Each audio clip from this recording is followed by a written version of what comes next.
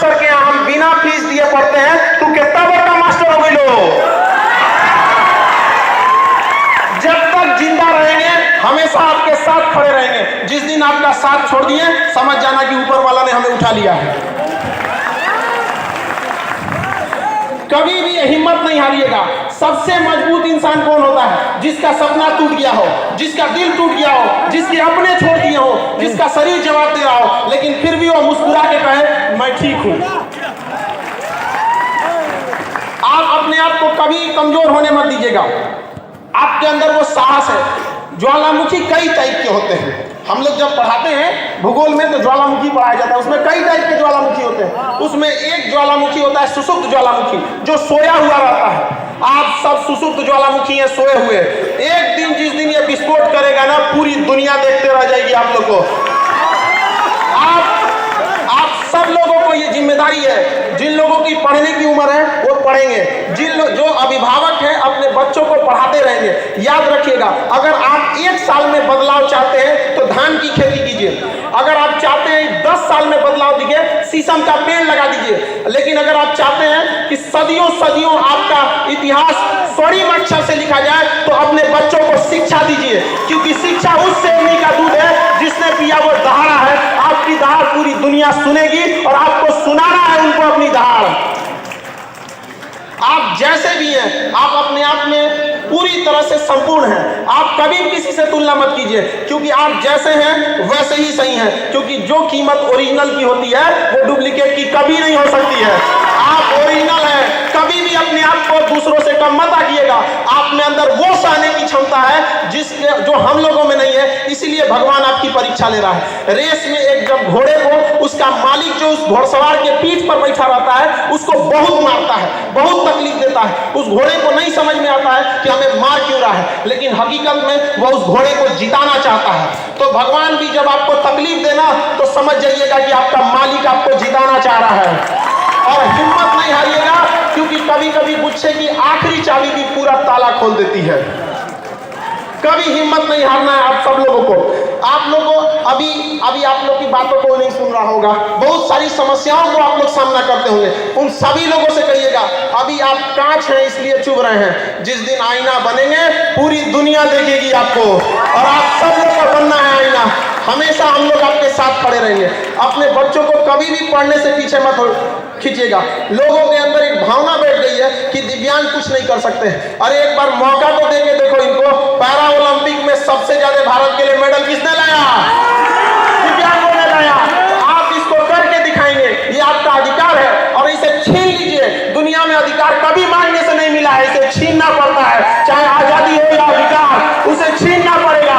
आप उसे छीनिए, हम आपके साथ खड़े हैं यहाँ पर। आप सब लोग कभी भी निराश नहीं होइएगा।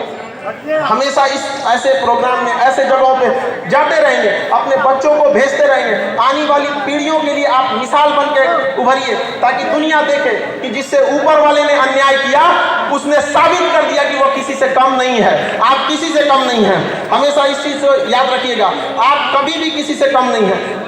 दिव्यांग लोगों के साथ समस्या ये हो जाती है कि लोग उनसे जुड़ना नहीं चाहते हैं। समाज उससे कटा हुआ रहता है, इसलिए उनके अंदर ऐसी फीलिंग आ जाती है कि हम असहाय हैं। वो बेचारे लोग उनसे प्यार से नहीं बोल पाते हैं। तो आप लोग समाज के मुख्य धारा में जुड़िए। आप लोग को अपनी भाषा के थ्रू, अपनी समझदारी से उन लोगों को अपनी समस्याओं को समझाना है। भाषा का ज्ञान जिसको हो गया कि बोलना कैसे, ये बहुत बड़ी चीज हो जाती है। देखिए, हम 3 साल में सीख जाते हैं कि बोलना कैसे है, लेकिन जीवन भर लगा देते हैं ये सीखने में कि बोलना क्या है। याद रखिएगा, आपके अंदर ये आनी चाहिए। बेचारा हमारे पास जो दिव्यांग आते हैं पढ़ने के लिए, मेरा क्लास 5 तल्ला पर चढ़ता है और दिव्यांग लोग सीढ़ी लेकर उस 5 तल्ला पे चढ़ जाते हैं और हमसे पहले चढ़ जाते हैं। लोग कैसे कह दिए कि वो दिव्यांग है? दिव्यांग के कहने वालों को कहते हैं कि जिन्हें लगता है कि दिव्यांग कुछ नहीं कर सकते हैं, जिनकी आंखों में चुभते हैं, उन्हें अपना नेत्र दान कर देना चाहिए अगर वो आपकी कामयाबी नहीं देख सकते हैं। आपके अंदर वो साहस है, आप उसे कर सकते हैं। पहचानिए अपने अंदर की ताकत। बजरंगबली को भी नहीं पता था, लेकिन एक जामवंत ने बताया था कि नहीं बताया था? उसके बाद लंका लगा दिए थे कि नहीं लगा दिए थे?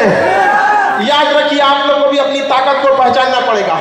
और अपनी बातों को किस तरह से रखना है, आराम से रखना है। देखिए समाज में जब बारिश होती है तो हम सब बारिश नहीं रोक सकते हैं, हम छाता लगाते हैं, बारिश तो नहीं रुक सकता है। तो समाज अगर आप लोगों को स्वीकार नहीं कर रहा है तो अपनी बातों को सहजता से उन्हें पहुंचाइए कि हाँ हमारे साथ अन्याय हुआ है, अगर आप भी हमारा साथ नहीं देंगे तो हम मोहताज नहीं हैं, पढ़ लिख कर हम छीन लेंगे रोटी कपड़ा मकान, लेकिन हमको शिक्षा हर हाल में चाहिए और शिक्षा से कभी वंचित नहीं रहिएगा आप लोग। हाँ थोड़ा सा हम ये जरूर कहेंगे कि अपनी बातों को किस तरह से रखना है, इसको थोड़ा सा समझदारी से कि कैसे प्रभावी ढंग से रखा जा सकता है। लफ्ज़ों की हिफाजत, हमारी जुबान की हिफाजत अपने धन दौलत से ज़्यादा करनी चाहिए, क्योंकि जीभ ही एक ऐसी जगह है जहाँ पर अमृत और जहर दोनों रहता है। यही इसलिए इस व्यक्ति को हमेशा नियंत्रण रखना चाहिए। और शिक्षा में हर जगह पे अपने जहाँ पे भी लोग जुटे हैं, गांव में भी, अगर समाज आपको एक मुख्य धारा में नहीं जुड़ रहा है तो अपना ग्रुप बना के पढ़ाई कीजिए। हम लोग भी जब पढ़ते थे तो उतना पैसे नहीं थे हम लोग के पास, तो सैटरडे संडे के दिन जिनके पास किताबें रहती थी उनसे किताब लेके आते थे और 4-5 दोस्त मिलके एक एक चैप्टर को लिख देते थे। 2 दिन में वो किताब को अपने से एक एक चैप्टर कोई वो लिख दिया कोई ये लिख दिया, लिख के कंप्लीट कर लेते थे। तो अभी आप लोग भी उस तरह से ग्रुप बना के पढ़िए, जहाँ कहीं पे भी हैं आप सब लोगों को पढ़ना है। कितने लोग ऐसे हैं जो कहते हैं अपने बाल बच्चों को हम पढ़ाएंगे, यहाँ पर सारे लड़कों लोग को उठाना है। जो आपको पढ़ने से रोके उसको कहना है, जब खान सर नहीं रोकते हैं तो आप कहाँ के टीचर हैं जो आप रोक देंगे, आपका अधिकार है, आप उसको छीन लीजिए। यहाँ पर अंग्रेज भी हमें आज़ादी नहीं दे रहे थे सब, लेकिन क्या हम लोग मांगे, छीन लिए। वहाँ पर आपका भी अधिकार है, आप अपने अधिकार को छीन लीजिए यहाँ पर। और समाज के हिसाब से बहुत समाज की परवाह मत कीजिएगा। ये समाज ऐसा है कि जो गांव के छोटे डॉक्टर होते हैं उनको समाज झोला छाप कहता है।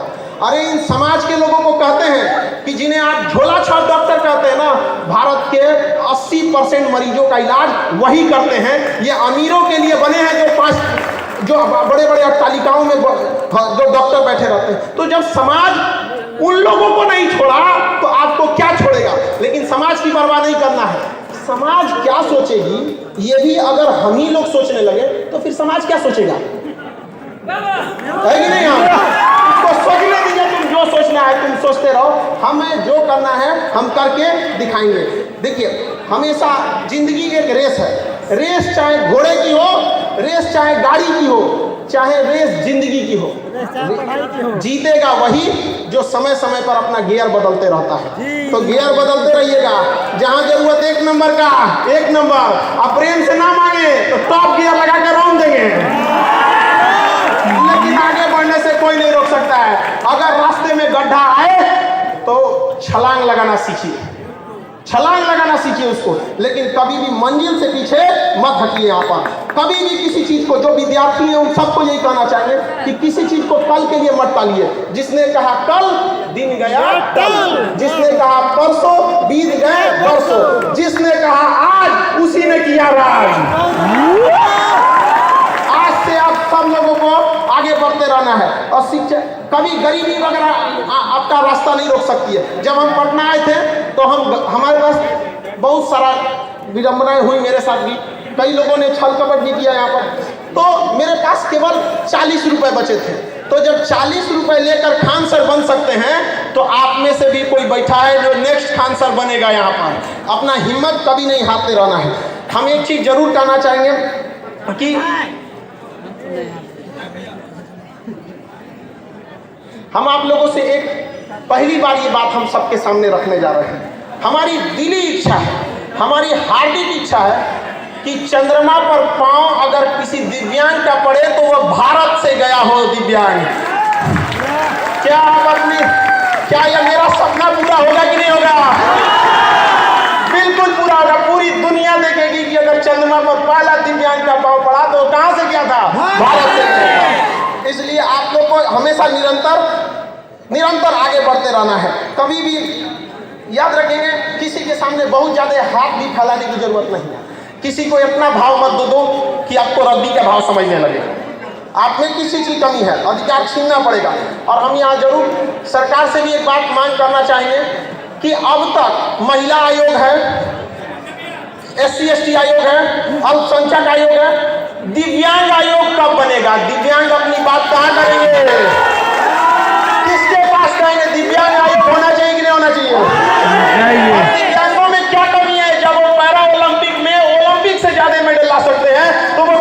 सकते हैं।